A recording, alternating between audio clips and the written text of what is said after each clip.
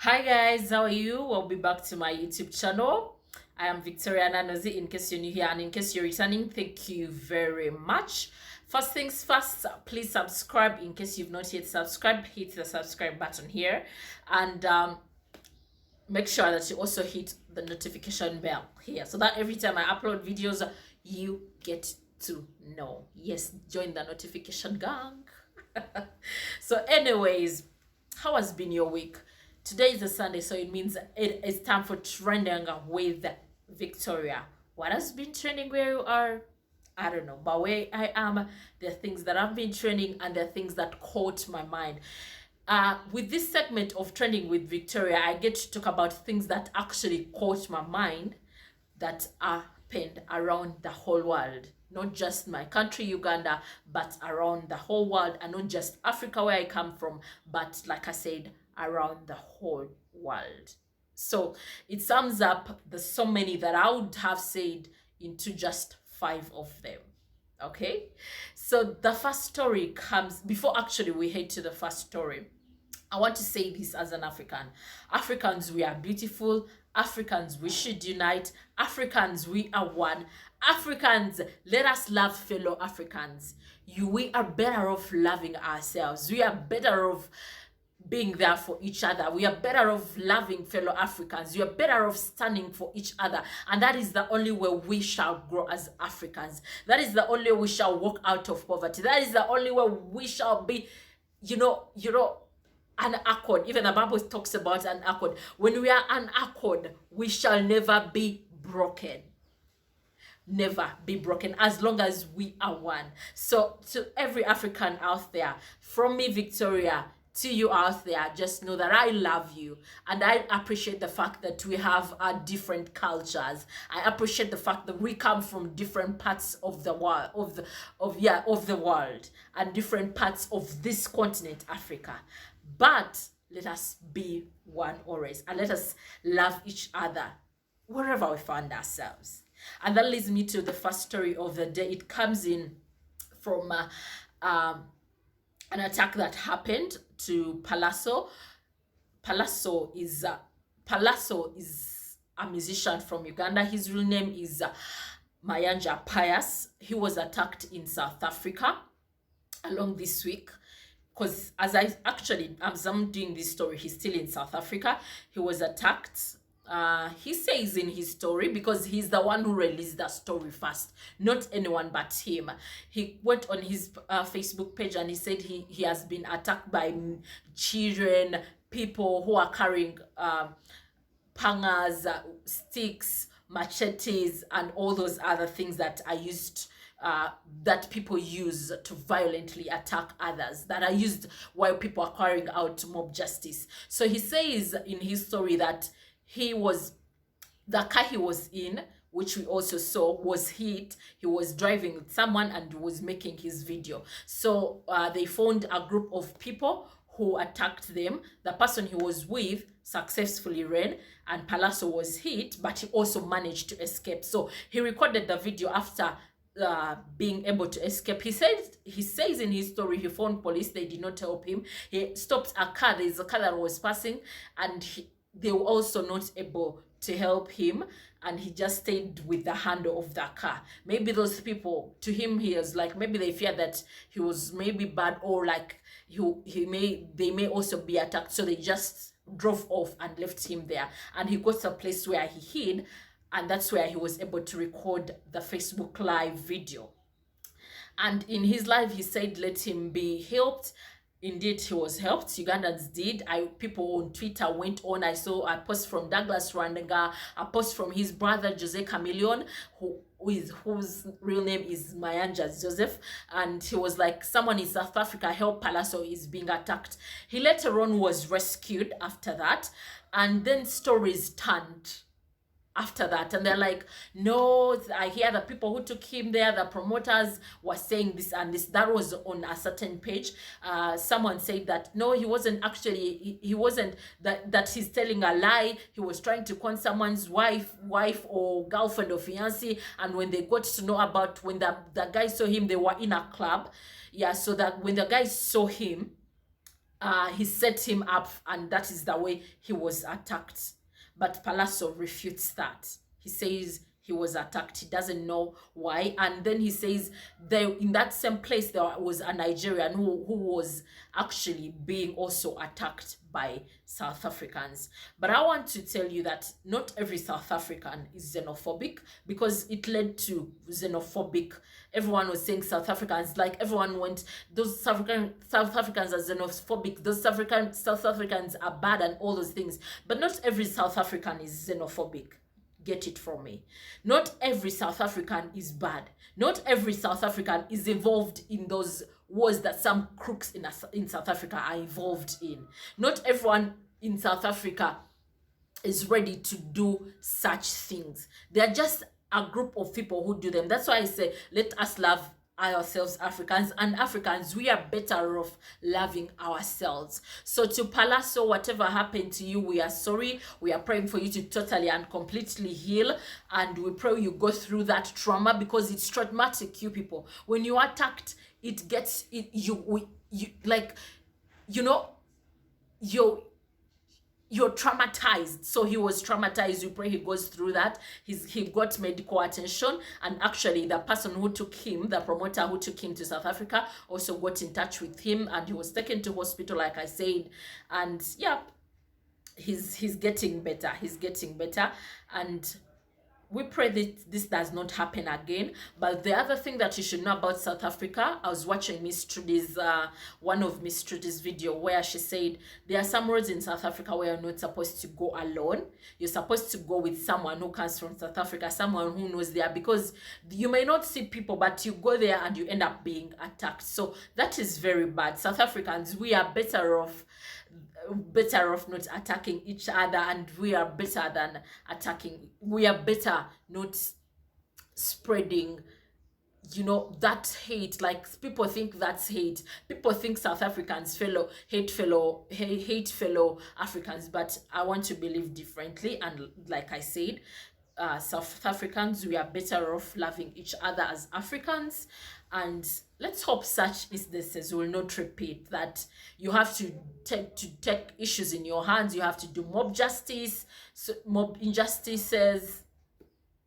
Let us love each other. And then there's a post that was going on of roads that are not supposed to be used in South Africa as per now. Like, they are warning citizens of South Africa, and from everywhere, everyone who goes to South Africa. South Africa is such a beautiful country that you go visit, and all those other things. Like, everything I see people posting about it is just beauty. So they were telling people not to use certain roads because of how dangerous those roads are.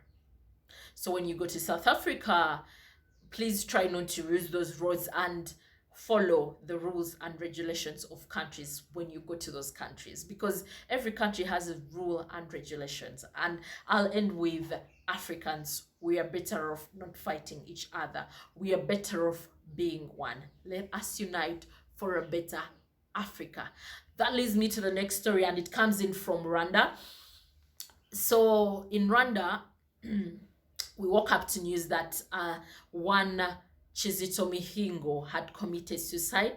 Kizito Mihingo happened to have been an activist, a political activist who disagreed with the current government, that is ruling Rwanda. He came up with a song some years ago, talking about genocide, and he was imprisoned for that. And he was jailed for 10 years, but the president pardoned him in 2018. He actually accepted the charges that he was committing treason on his country, and that he committed treason upon his country. But the Human Rights Watch said that he was forced to say that he actually said that he was committing treason. He was beaten maybe, and forced to say that he did that. He was found trying to escape from Rwanda to go to Burundi and they say that he was going to join rebel groups. That's when they got him and then imprisoned him. But people are coming out, people, political, people who are on the other side of the country, like on the opposition, opposition people came out to say that that is a lie. There should be further investigations, that he did not commit suicide, that they are claiming that he did commit suicide, but actually he may have been assassinated, or he may have been killed. It may have been done by the government.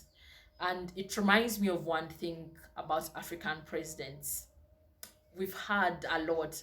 I remember there's in one of the trending stories I told you about, no, it yeah, last week, actually, trending stories, I told you about the late President Idi Amin, who used to kill people who opposed his government. And I think this is one thing that some African leaders have, that they want to kill whoever opposes them, whoever says no, that is not right, no, that is not right. They are either imprisoned, they always arrest them. They don't have peace in their own countries. Like, they are not supposed to oppose, in other words, which I think is not right. Like, we say we are democratic in Africa, but if we have such being done, then that means we are not democratic enough to take on what the opposition says. So it's the African leaders should learn that you're not going to be in these chairs for long. Like, you're not going to be there for the rest of your life. So accept the criticism, change what you feel like has to be changed, and let people say what they have to say, because that is what they feel. You say, for example, in my country, they say we have freedom of speech, but there are things that you cannot, you will say, and you'll be imprisoned, and you'll be taken as someone who wants to fight the government. Yeah, so African leaders should learn from this. You're not going to be in these places forever, and life of your people matters. It does matter.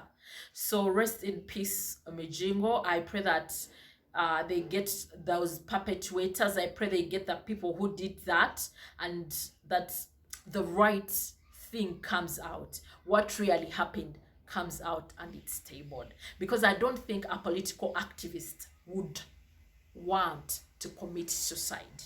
No, it is not anywhere, and it will never be anywhere. No political activist in their right sense of mind would want to commit suicide. So Africans, I don't know, today it's Africans, we are better off not fighting each other, understanding each other, and accepting criticism for the African government. Okay, but anyway, the third story, and what happens to be the third thing on my mind, is General Peter Eleru.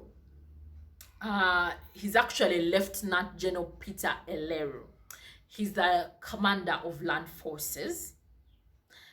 He works with the Uganda People's Defense Force, that is the UPDF. He came out to say that whoever claims to be poor should be arrested.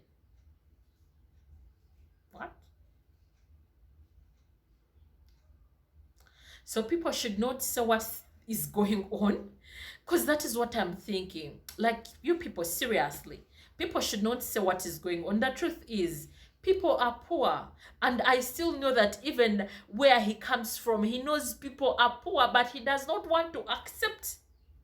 Please, as we are in political positions, let us, or that is not actually a political position, that is when we're in certain positions, not just political positions, let us be careful of the statements that we choose to say, because they'll be used against us at one point. That is it. So wherever I think one of the lessons you should pick from this is, let us choose the statements that we utter out before they are used against us. Does it mean that where the general comes from, there are no poor people? And the poor people, the fact that they are not there, they are better off? Truthfully, there are poor people everywhere. There are poor people in this sweet country, in this beautiful country. And yes, they have a right to say that we are poor. And you don't have a right to arrest them because they have freedom of speech.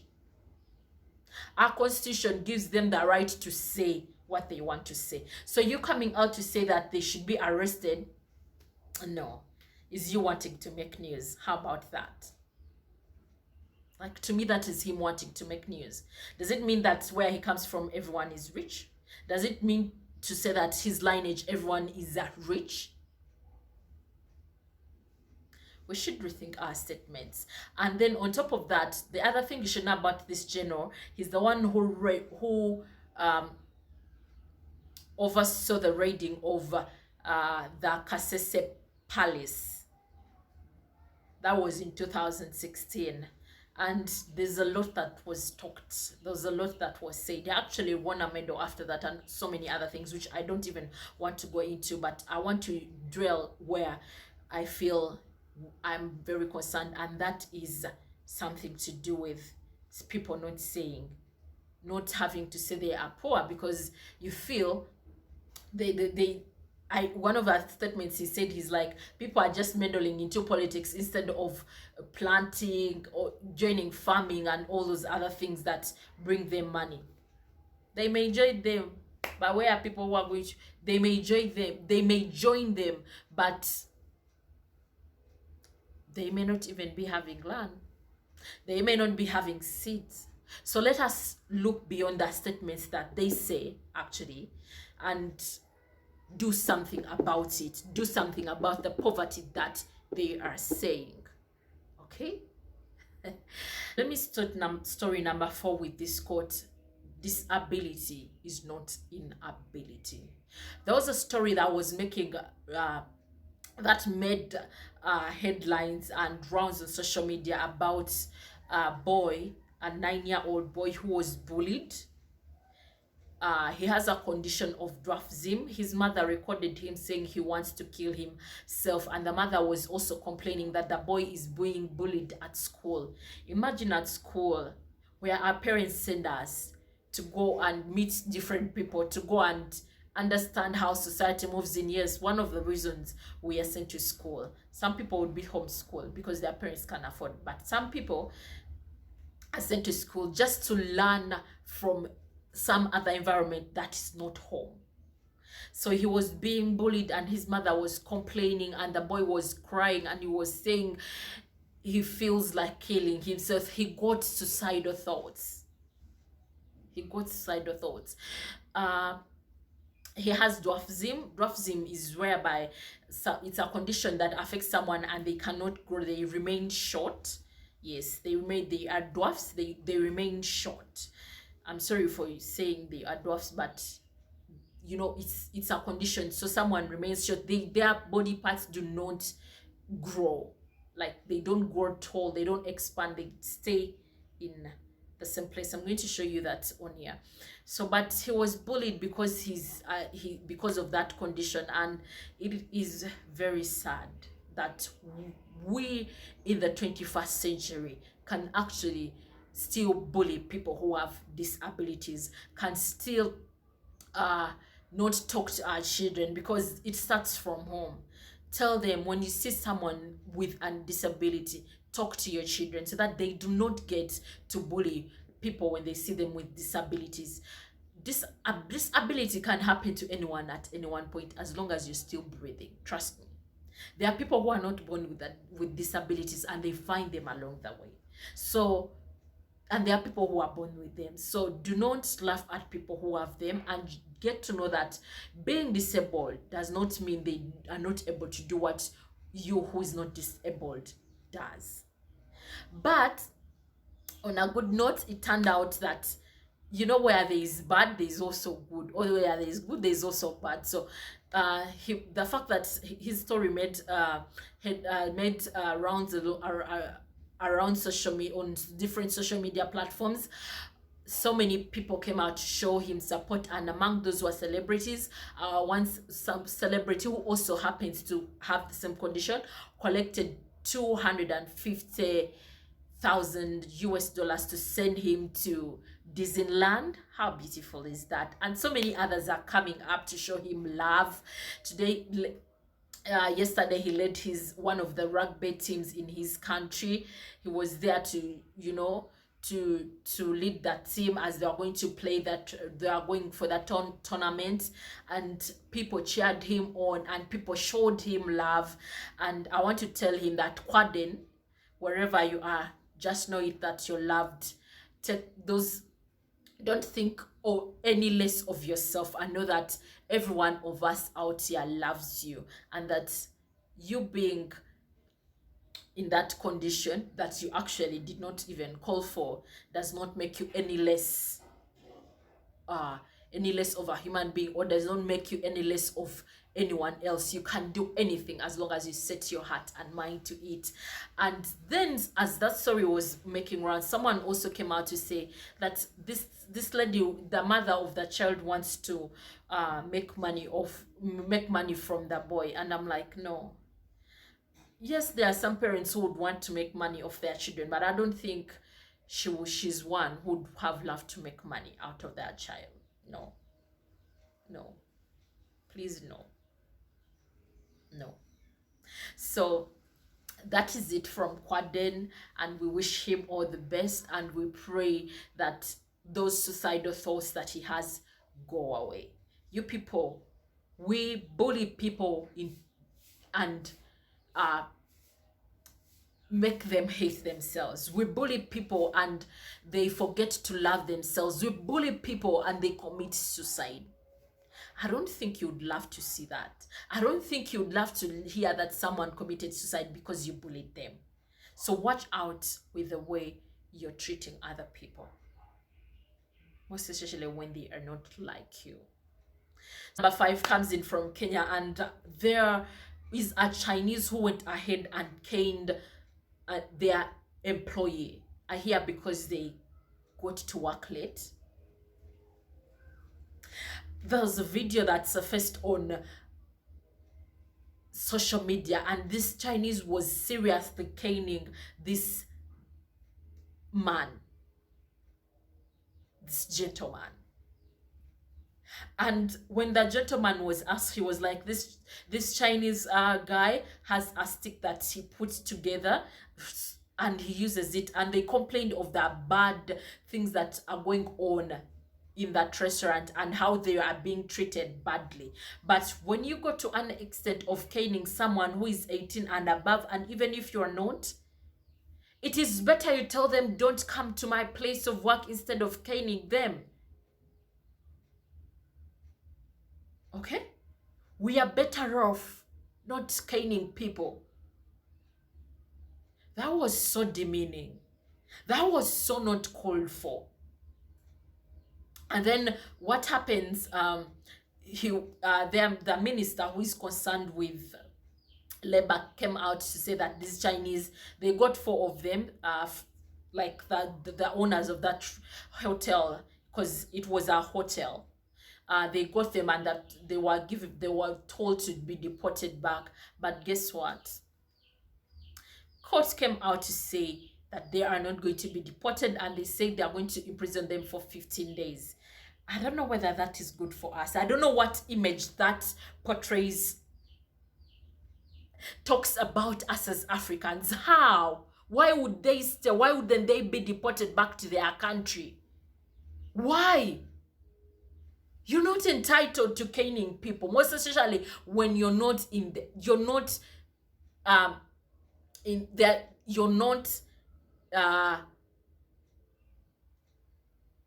in fact, there's no reason. Like, you're not just entitled, whether you're from their country or you're not from their country, you're not entitled to caning. Even if they were Kenyans that caned a fellow Kenyan for coming late, you're not entitled to.